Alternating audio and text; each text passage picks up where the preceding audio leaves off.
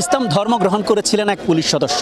ইসলাম ধর্ম গ্রহণ করার কারণেই তার চাকরি হারিয়েছেন, যে বিষয়ে তিনি আদালতেও ঘুরেছেন কিন্তু কোনোভাবেই চাকরি ফেরত পাননি। সে বিষয়ে কথা বলতে চাই তার সাথে। আপনার চাকরি গিয়েছিল কত সালে? 2012-তে 11-তে আমার নামে বিভাগীয় মামলা রুজু হয়। 12 সালে আমাকে ডিপার্টমেন্ট থেকে ডিসচার্জ করা হয়, আর কি ডিপার্টমেন্ট থেকে চাকরিচ্যুত করা হয়। আপনি চাকরিতে জয়েন দিয়েছেন কত সালে? 2002 সালের 30 এপ্রিল। ইসলাম ধর্ম গ্রহণ করেছেন কত সালে? ইসলাম গ্রহণ করেছি 8 সালে। জি, 2000। শুধু কি আপনি নিজে একাই ইসলাম ধর্ম গ্রহণ করেছেন নাকি পরিবারের সবাই? না, আমি শুধু একাই ইসলাম গ্রহণ করেছি। এতে করে আপনার কি সমস্যা হয়েছিল? ইসলাম গ্রহণ করার পূর্বে আমি বিবাহিত ছিলাম।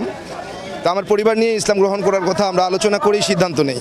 পরবর্তীতে সে তার পরিবারের কুপরামর্শে ইসলাম ধর্ম গ্রহণ করতে রাজি হয় না। পরবর্তীতে সে চলে যায়। চলে গিয়ে আমাকে বলে যে আমার সঙ্গে আর সংসার করবে না আমি যদি স্বধর্মে ফিরে না যাই। এই অবস্থায় দীর্ঘদিন আমি চাকরিও করি, সুনামের সহিত চাকরি করেছি। আমার জীবনে আমি কোনো পানিশমেন্ট পাইনি, পানিশমেন্ট নিতে হয়নি। আমাকে কোনো পানিশমেন্ট ডিপার্টমেন্ট আমাকে দিতে পারেনি, বরং আমাকে পুরস্কৃত করেছে। এমন অনেক আমার ডিপার্টমেন্ট সার্ভিস বহিতে লিপিবদ্ধ আছে। তো আসলে যখন ইসলাম গ্রহণ করলাম, ওরা চলে গেল। পরবর্তীতে ওরা বাড়িতে গিয়ে বিভিন্ন রকমভাবে আত্মীয় স্বজন দিয়ে চাপ প্রয়োগ করতে শুরু করলো আমি যেন স্বধর্মে ফিরে যাই।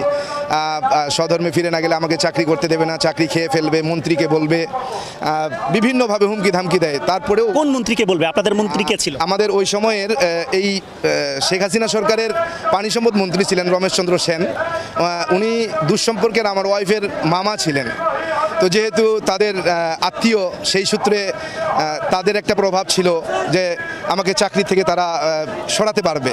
তো এইভাবে হুমকি দিতে থাকলো যে আমি চাকরি খেয়ে ফেলবো, চাকরি করতে দিব না, জেল খাটাবো, বিভিন্ন রকম হুমকি ধামকির পরেও যখন আমি স্বধর্মে ফিরে যেতে অস্বীকৃতি জানাই, তারা বিভিন্নভাবে ডিপার্টমেন্টে অভিযোগ করতে শুরু করে।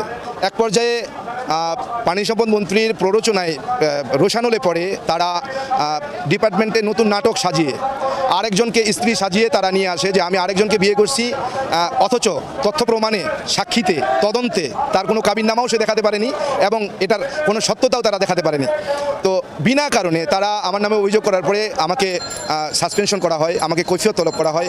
কৈফিয়ত তলবের পরে আমি যখন জবাব দিতে যাই, তদন্ত DI-1 ইলিয়াস ফকিরের উপরে পড়ে। ইলিয়াস ফকির এটাকে সুষ্ঠু তদন্ত না করে তাদের প্রলোভনে পড়ে সেও আমার বিরুদ্ধে তদন্তের রিপোর্ট প্রদান করে। পরবর্তীতে আমার নামে বিভাগীয় মামলা রুজু হয়। 2011 সালে বিভাগীয় মামলা রুজু হয়। তো 11 সালে মামলা রুজু হলে এই বিভাগীয় মামলার তদন্ত ভারাবার কোর্ট ইন্সপেক্টর জালালউদ্দিনের উপরে ন্যস্ত করা হয়। জালালউদ্দিন সাহেব তিনিও তাদের প্রভাবে প্রভাবিত হয়ে তিনিও তদন্ত ছাড়াই, তদন্তের নামে নাটক করে নিজেই সাক্ষী বানিয়ে, সাক্ষী দিয়ে, সাক্ষী লিখিয়ে আবারও আমার বিরুদ্ধেই প্রতিবেদন করেন।